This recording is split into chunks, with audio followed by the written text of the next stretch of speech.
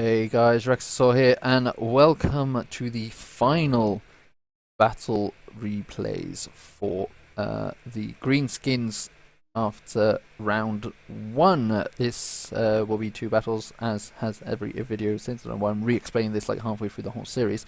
But here we have Legend of Total War versus Faceman. Legend of Total War has once again bought Azhag the Slaughterer here on foot. He has bought a unit of Savage Orc Big Guns, and then 1, 2, 3, 4, 5, 6, 7, 8, 9 units of Savage Orc Boys. He has 1, 2, 3 units of Orc Ball Boy Big Guns over here, another 3 units here, 2 Doom Divers, and 1 unit of Trolls. This is exactly the same army that we've been seeing throughout the whole of this competition so far. We'll see if he changes it up for the next round. Faceman has bought a normal Orc Shaman here. He has also got a Legendary Lord in the shape of... No, he doesn't. He's just bought a normal generic Orc Lord, an Orc Big Boss as his general. He's got 1 unit of Black Orcs here. 1, 2, 3, 4, 5, 6 units of Orc Big Guns, 2 Goblin Wolf Rider Chariots. Over here he's got a he's got a Goblin Rock Lobber. He has it's over here. He's got an Arachnarok. He's got a unit of Trolls, and he's also got 1, 2, 3. So he's got 2 units of Orc Ball Boy Big Guns and 2 units of Orc Ball Boys. Very strange army composition. He's got a lot of guys on the flank here, and these guys are going to be out of range and be able to shoot things straight away. Short battle, let's go and see what's happening. We've already got goblins in the air because I forgot to press pause as soon as the battle loaded. And that's going to hit Faceman right... No, it's not. Just shy. Got a lot of blood on the floor now. Let's go. So, it looks like what's going to happen is that Legend of Total was going to allow Faceman to come to him rather than initiate the battle. He's going to be putting his Savage Orc Big Guns on the flank ready to intercept these things. This Arachnarok's going to be able to go on the flank. He's going to do quite a bit of damage. And we've got some Doom Divers coming in. Going to be able to do all that damage and things and such. We have Azhag going forward. He's probably going to do a Spirit Leech on the Faceman's General. The thing about the Faceman's General is that because it is a generic General, no, he's not. He's going to do a Fate Bajuna on the Black Orcs instead. Interesting choice. Taking out the General probably would have been my choice, but oh well. These Black Orcs are going to be taking damage over time, but not a huge amount because they do have a lot of health. Actually, well, it's still relatively a huge amount, to be fair. But anyway, moving up, these ball boys are going to go around the side, and then the main combat is going to go for these Savage Orcs run into these Orc Big Guns. Going to be doing a whole lot of damage. These Orc Big Guns are probably going to take a lot of damage, especially since these Trolls are going through. Now we have a Spirit Leech being cast on the Faceman's General. We also have the Orc Shaman casting a Foot of Gork right in the midst of this melee, doing quite a lot of damage there. Pretty good strike, although probably not the most helpful strike.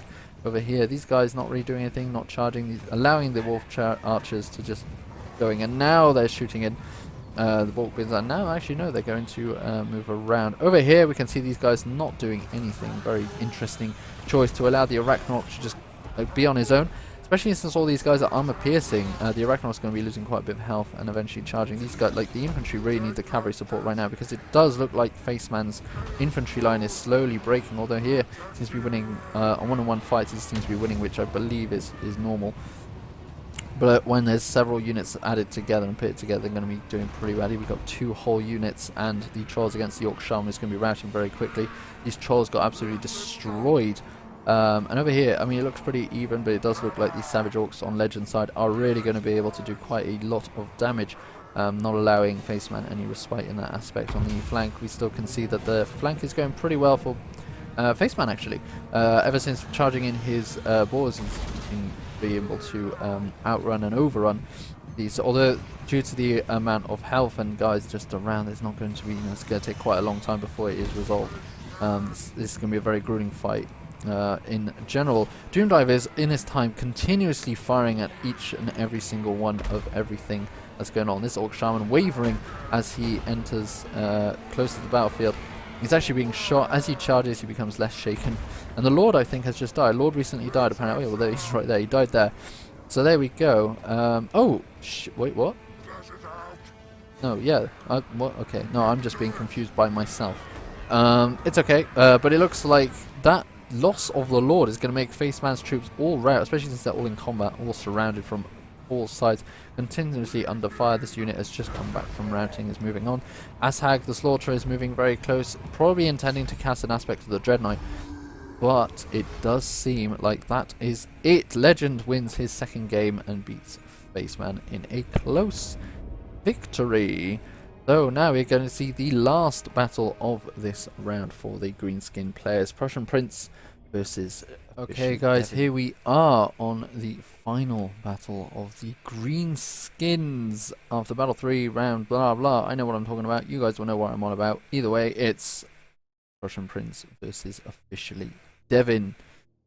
So PrusianPrince has bought a very different army than we usually see. He has bought a normal dude, Orc War Boss. He's bought a Orc Shaman. He has also bought 4 units of Savage Orcs, 6 units of Black Orcs, 4 units of Orc Boy Big Guns, and 3 units of Goblin Archers of all the things he could have bought. OfficiallyDevin has bought Grimgor, Ironhide, and a Goblin Big Boss on Armored Wolf. He has 10, I think, or 11 units of Savage Orcs. 1, 2, 3, 4, 5, 6, 7, 8, 9, 10. 10 units of Savage Orcs. 4 units of Orc Boy Big Guns over here. He also has another 2 units over here. And 2 units of Doom Divers. So let's play the battle. Let's see how this goes. And hopefully, nothing will crash. Which would be great. Anyway, PrusianPrince is going to be moving forward with his Savage Orcs going towards Devin's lines, as is the PrusianPrince way of just charging into the enemy. It looks like Devin is going to be able to do a similar thing. Devin, in fact, probably going to set up in a line over here and try and get flanking hits over here. His contingent of cavalry is going around the back. It's going to try and go around. Maybe go and attack these guys, maybe not. Either way, the first set of charges is going to come as Devin gets these 2 units around the side. Savage Orcs versus Savage Orcs in this charge. A very big charge going on. Looks like Devin actually counter-charged as well right at the last second. I'm not entirely sure if that will actually count towards the thing. We have a big charge going on here with Devin charging his own boars into these guys. And then PrusianPrince getting more support going in with a unit of Savage Orcs, a unit of Black Orcs, and the rest is 3 Orc Boy Big Guns. These 2 units just hanging around for now. This guy's flanking, securing the flank, and the Doom Diver is continuing to fire upon these men. You can see a lot of individual deaths going on over here. We got one-on-one fights going on between Savage Orcs, and really bad shot over here with Devin firing in the rear of his line, which is not going too good. However, he is bringing his cavalry around the back, whilst PrusianPrince is putting his cavalry around the rear of Devin's line himself. We can see the movement going forward over here with Grimgor. Well, actually, Grimgor Ironhide is in combat over here, dealing with these Black Orcs, but PrusianPrince is both his Shaman and his General also in this same combat. Over here we can see it's just a bit all over the place with 3-on-1 over here, 3-on-1 over here. Most likely not going to go well for this unit of Savage Orcs, who's going to be taken out by 2 units of Black Orcs. Pretty insane. But Devin does have more boys coming in, going around the back. We can see that they charge the rear of these Black Orcs. They're going to do quite a bit of damage because they are armor piercing. And now that they're facing the rear, these Black Orcs are going to get attacked by the Doom Diver pretty effectively. You can see a few spells going on. We got some Here We Goes, which are just insane. Plus 58 melee attack is incredibly high. Look how high these guys are. These melee attack 92 for the Black Orcs, 96 for the Savage Orcs. Pretty insane. Increase of melee attack. That is actually incredibly high and pretty impressive. Devin seems to be winning this fight over here with 5 units of Orc Boy Big Guns going and being able to take out a vast majority of these men over here. However, these Black Orcs chasing down this unit of Savage Orcs. Not entirely sure if that's intentional, but either way that is happening. Either way, it's looking pretty even, like really even. These Doom Divers continuously doing a lot of damage. Actually, see how many kills have they got? Not 56 and 56. Apparently, both these exactly 50. Oh, yeah, and 61 now. 61 and 56. Quite a high amount of damage going on against these goblin archers, who probably don't have that many kills, to be honest. 20 and 20. What is it? All these have exactly the same amount of kills, and 10 for this unit. 50 kills for 3 units compared to like over 100 for these 2. It's pretty good amount of kills going on there. So there we go, continuously fight. We've got another, here we go, going to be going, just a huge amount of damage that does, and allowing all of the men to really do a lot of damage due to hitting very effectively. Devin seems to be holding his own. He seems to have lost so many men on this side though, and PrusianPrince is bringing his infantry, seeing this as less of a threat than it used to be, and just going to try and take out the melee as a whole. Grimgor is being attacked by the Orc Shaman and also the Orc leader, I would assume, Orc General, and the Goblin Archers have gone in as well, with Grimgor losing quite a bit of health over time, but 43 kills, not doing too bad. However, and only 18 kills for PrusianPrince's, 21 for the Orc Shaman, who's going for really here we goes and things like that, which is not a bad spell, to be fair, although it's not looking good for OfficiallyDevin. He doesn't seem to be able to sort out the thing. He seems to have lost the main infantry fight, which is not surprising, to be honest, because Black Orcs are just so strong, and OfficiallyDevin didn't seem to have a lot of armor-piercing effective things other than his cavalry, which has finally dispatched his final Savage Orc, but they were held up for so long and lost so many of their men that I don't think they're going to be able to swing the battle around. Maybe also get a recharge into these Savage Orcs. Wrong side. Maybe to get a recharge into these Black Orcs. Well, the Black Orcs are going to be able to dispatch this Savage Orc very quickly. Either way, it's a really close battle. We can see a lot of losses on both sides, with PrusianPrince losing almost, well, he's probably going to be losing over 1,000 men. We got a Foot of Gork have been strike here, but it seems like no health has really been lost with the shot going in the middle. Maybe PrusianPrince thought that it was an AoE spell of some kind, but it's not. You actually do have to hit that. It's been very interesting, in fact, to see if Gork's Warpath is added to the game. Gork's Warpath is a spell on the tabletop that basically is Foot of Gork. Then you roll a dice, and if you get like a 5 or a 6, it hits again on a different unit within a certain amount of range. So that would be very interesting. I think it would be really overpowered, but really funny. But then you got a chance of slipping as well. Yep, victory is in the grasp. We've got some rear charges going against these Black Orcs, but I don't think that'll be enough. I think that OfficiallyDevin has put up a really good fight, and PrusianPrince is very not lucky to have won, because I feel like he did control the game with his choice, but he has lost so many troops. A Pyrrhic victory, and rightly so. Devin putting up a very scrappy fight near the end, a very good one.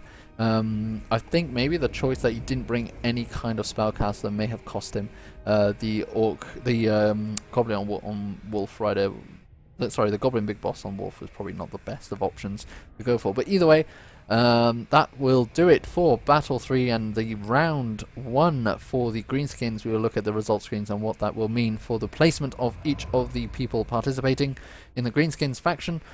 And I will, yeah, so that will happen. And then we'll move on tomorrow to the Empire. So, after Battle 3 of the Greenskins, PrusianPrince is the winner with 3 wins and 9 points. Legend second with 2 wins, 1 loss, and his 6 points. Faceman, 1 win, 2 losses. And finally, Devin in last place with 3, I was about to say no losses, but no wins, 3 losses. So that means PrusianPrince will be in Group 1, Legend in Group 2, Faceman in Group 3, Devin in Group 4. Thank you so much for watching these last 3 videos and the other videos that you may have watched. I hope that the player you're supporting was in the group that you wanted. He's got another 3 games no matter what, and after that we will be in Round 2, which will choose who goes into which knockout. Thank you very much for watching, guys. I hope you enjoyed this video. Tomorrow will be the final set, will be the Empire. Thank you for watching, and I'll see you next time.